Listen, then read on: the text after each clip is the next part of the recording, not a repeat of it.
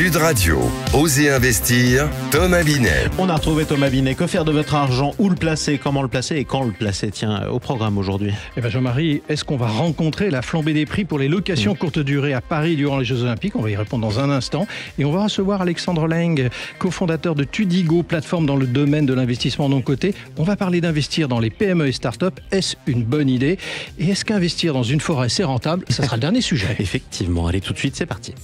Au cœur des quartiers pour mieux vous conseiller, le réseau Century 21 et ses 960 agences immobilières vous présentent Sud Radio, Osez investir, le conseil de la semaine. Le temps passe vite. Thomas, nous sommes à 68 jours de l'ouverture des Jeux Olympiques de Paris et vous vous êtes intéressé au prix des locations de courte durée à Paris durant cette période. Ah oui, et je vais vous dire que ce n'est pas dans tous les quartiers la flambée des prix tant attendue. Sans blague. Alors pourtant, on nous avait promis que ça allait être une manne pour les propriétaires. Oui, mais ça c'était avant Jean-Marie. Selon le baromètre l'icône immobilier qui traite les données venant de Airbnb, Abritel, Booking, PAP, entre autres pour le journal Le Parisien, un recul très net des prix est observé. Concrètement, tous les arrondissements, j'ai bien dit tous les arrondissements, voient leur prix baisser sans aucune exception. Bigre, alors est-ce que vous pouvez nous donner quelques exemples? Allez, je vais vous donner le trio de tête. Moins 21% pour le 10e, moins 19% pour le 14e arrondissement et moins 17% dans le 6e. Bref, depuis le mois de février en moyenne, les prix ont baissé de, écoutez bien, 31%. Vous me direz, dans ces quartiers-là, c'était du vol, donc c'est pas plus mal. En Oui, attendant, mais ce qui est bizarre, c'est que les prix avaient beaucoup progressé les mois d'avant, non? Oui, c'est exact, à l'époque où les offres étaient limitées. Depuis, certains propriétaires, voyant la possibilité de gagner de l'argent facilement, disons-le, ont décidé de mettre de nombreux appartements en location. Alors, toujours le même rapport de l'offre et de la demande. Malgré ce changement de situation, les propriétaires continuent en masse à mettre leur appartement en location.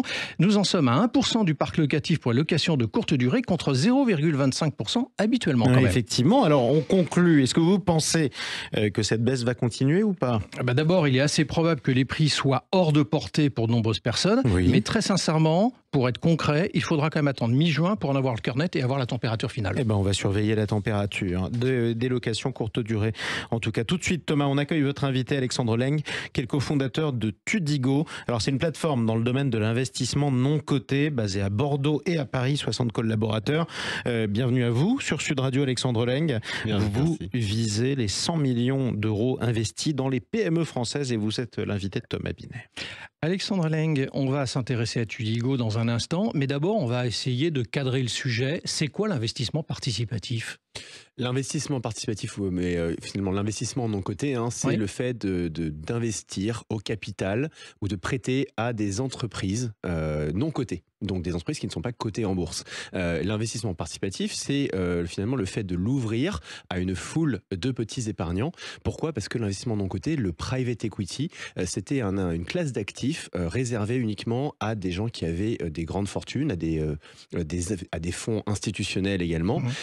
Et aujourd'hui, en fait, avec des plateformes comme Tudigo, on l'ouvre à tous les particuliers qui peuvent investir des 1000 euros dans cette classe d'actifs initialement réservée à une élite. On en parlera de qui peut acheter effectivement dans un instant.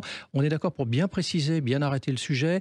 Il s'agit pas seulement de start-up. C'est pas simplement ce qu'on appelle de l'amorçage, lancement de financement. C'est aussi des entreprises qui sont installées, mais qui ont besoin de se donner un deuxième souffle ou un troisième souffle. Oui, alors chez Tudigo, vous pouvez trouver des startups, des entreprises à vraiment tous les stades de développement, de celle qui est effectivement en amorçage au début et qui a une technologie mais pas encore de clients, de celle qui a déjà réalisé pas mal, quelques centaines de milliers d'euros de chiffre d'affaires et qui a besoin d'accélérer, et puis des entreprises qui font déjà plusieurs millions, voire dizaines de millions de chiffre d'affaires, qui sont rentables et qui sont dans des logiques de croissance externe, de rachat d'entreprises ou effectivement de continuer à financer leur expansion. En quoi c'est plus intéressant d'investir dans une PME que tout autre type de placement? Alors, on sait bien que les Français sont attachés à l'immobilier, ils peuvent mettre en livret A, ils peuvent mettre en PEA pour les plus, érudits. En quoi c'est plus intéressant la PME pour vous? Je pense que les Français sont les premiers à être fascinés par ces réussites américaines que sont Apple, Tesla, Microsoft, Google, ou alors même en France des Blablacar, Le Bon Coin, Doctolib. Ce qu'on oublie en fait, c'est que ces aventures-là ont toutes démarré grâce à l'apport d'investisseurs privés, l'investissement non coté, le private equity. Exactement ce qu'on fait ici. Ça commence toujours là, avant de passer sur des logiques de financement plus institutionnelles ou des entrées en bourse. ça commence avec le private equity, avec l'investissement non coté. Donc ça, aujourd'hui, c'est l'investissement non coté, c'est l'opportunité de participer à ces aventures entrepreneuriales. Il y a vraiment une logique de sens et d'aventure, d'aller investir également avec du sens, aligné avec ses valeurs, et puis de profiter de croissances qui vont être très fortes, parce qu'on rentre au début, lorsqu'on sort, l'entreprise, elle a potentiellement doublé, triplé, voire multiplié sa taille par 10 et plus. L'investissement non coté, le private equity, c'est la classe d'actifs qui, sur 10 ans, a le meilleur rendement devant toutes les autres. D'accord. Chez Tudigo, vous recevez combien de dossiers par mois de dossiers d'entreprises qui souhaitent ouvrir quelque part leur capital? Combien vous en recevez par mois? On en reçoit entre 800 et 1000 tous les mois, et on en sélectionne et on met en ligne auprès de notre communauté d'investisseurs entre 4 et 8, quoi, en gros. Donc il reste 4 à 8 dossiers sur à peu près 1000. Ouais, en fait, c'est assez logique. Enfin, il faut se dire que l'année dernière, il y a 1 million d'entreprises qui se sont créées. Ouais. Si je compte toutes celles également qui sont déjà en activité, il y a quand même une manne d'entreprises. Ces entreprises-là ont besoin de financement. Il faut savoir qu'effectivement, les financements institutionnels se sont pas mal taris ces 2 dernières années avec la montée des taux d'intérêt. Donc, il y a le besoin effectivement d'aller chercher de l'investissement auprès des épargnants est encore plus important, parce que l'épargne française, c'est 4 000 à 6 000 milliards d'euros aujourd'hui qui dorment sur les comptes, et puis on sent que les particuliers, les Français, sont de plus en plus intéressés par cette classe d'actifs. Alors justement, on va s'intéresser à celui qui peut investir. Vous avez dit que c'est des particuliers, on va essayer de développer un peu ça, et qu'on peut investir à partir de 1 000 euros. Bon, concrètement, c'est 7-77 ans. Alors on va redire 18 ans parce qu'il faut être majeur. C'est 18-77 ans celui qui peut investir. Oui, tout le monde peut investir. Ouais. Quand je dis 1 000 euros, effectivement, c'est la mise minimum par projet, parce que la particularité aussi, c'est qu'on choisit dans quelle entreprise on va investir sur Tudigo. Mais effectivement, en moyenne, les gens mettent plutôt entre 5 et 10 000 euros et vont souvent d'ailleurs diversifier, donc placer sur plusieurs projets. Sur l'année ou même à un instant T, avec des logiques de portefeuille, comme vous les auriez en bourse ou dans d'autres cas. Ce qui veut dire qu'il n'y a pas forcément de profil type, en définitive, puisque c'est quand même assez large par le seuil d'investissement. Globalement, on voit quand même que la majorité de nos investisseurs ont entre 30 et 55 ans, mais on a de plus en plus de jeunes, on a beaucoup de gens qui démarrent dans l'investissement avec nous, parce qu'ils découvrent une entreprise dont ils sont consommateurs, par exemple, et puis ils se disent « Ah tiens, elle ouvre son capital, moi je consomme ces produits-là, ça me parle, ce problème me parle, pourquoi pas effectivement participer ». Est-ce qu'il y a des types d'entreprises ou des secteurs d'activité qu'on retrouve un peu plus fréquemment dans les propositions d'investissement que vous faites? De manière générale, c'est quand même beaucoup de l'innovation, mais après c'est très large, et quand on dit tech, c'est très très large. Ce qui a pas mal le vent en poupe, qui plaît beaucoup aux investisseurs, et puis sur lequel il y a des besoins et des perspectives très intéressantes, c'est tout ce qui est deep tech. Et dans la deep tech, il y a les medtech, tout ce qui va être autour de la santé.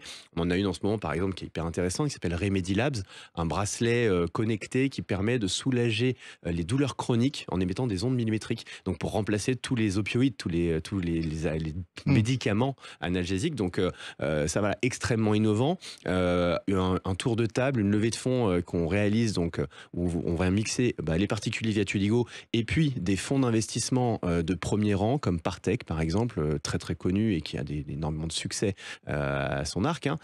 Donc voilà, ça c'est un exemple. Et puis après, vous avez des investissements très concrets, type on a pu faire Brickhouse le mois dernier, qui est une brasserie lilloise avec plusieurs taprooms, donc des restaurants-bars partout en France, et une entreprise qui a passé de 0 à plus de 15 millions d'euros de chiffre d'affaires en 3 ans, mais qui fait de la bière, quoi. Donc c'est effectivement ancien monde, nouveau monde, c'est 360 au niveau des offres.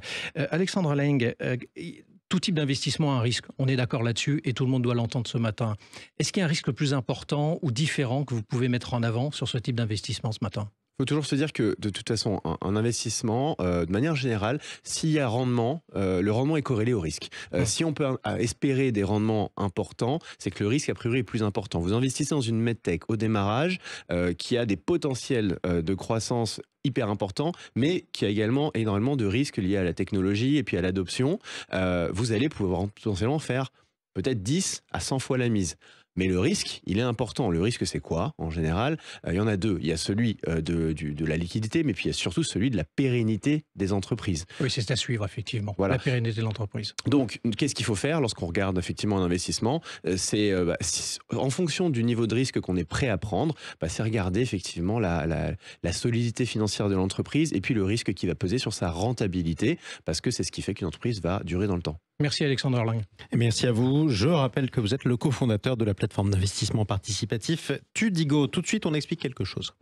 Intergestion REM, spécialiste de l'épargne en SCPI depuis plus de 30 ans, présente Sud Radio, Osez investir, le coin de l'expert. Alors là, on continue à investir tous azimuts. Ce coup-ci, Thomas, vous nous proposez d'investir, tiens, dans une forêt, sachant qu'un tiers du territoire français est occupé par des zones boisées. Est-ce que c'est une bonne idée de placer son argent dans ce type d'actifs? Oui, c'est intéressant, Jean-Marie. C'est autre chose que ce qu'on vient d'entendre avec Alexandre Lang. D'abord parce que la forêt a plusieurs finalités. C'est un espace qui peut donner lieu à un droit de chasse, mais les arbres, l'occupant, peut être utilisé pour des meubles ou du bois de chauffage. Ouais, effectivement, alors on comprend l'utilité, mais est-ce que c'est un bon placement? Oui, mais on ne va pas s'enflammer quand même, parce que c'est un placement de diversification sur le long terme. Sur bien la sûr, vous me connaissez. Bon. Et même s'il revêt des avantages fiscaux intéressants, c'est un investissement peu liquide et dont le rendement est peu élevé. Sa valeur varie en fonction de sa localisation, sa surface et la qualité du bois, mais ne sous-estimons pas les contraintes liées à ce type d'acquisition. Il faut assurer son boisement et l'entretenir. Quant au prix, les forêts non bâties tournent en moyenne à 4 630 € par hectare, en augmentation de 4,3% depuis 2021. Alors, est-ce qu'il y a d'autres formes pour investir en forêt? En dehors de l'achat en pleine propriété, il y en a deux principales. Le groupement foncier forestier, le groupement forestier d'investissement. Alors le premier permet à chaque investisseur d'acheter des parts, sachant que ces dernières varient entre 10 000 et 300 000 €.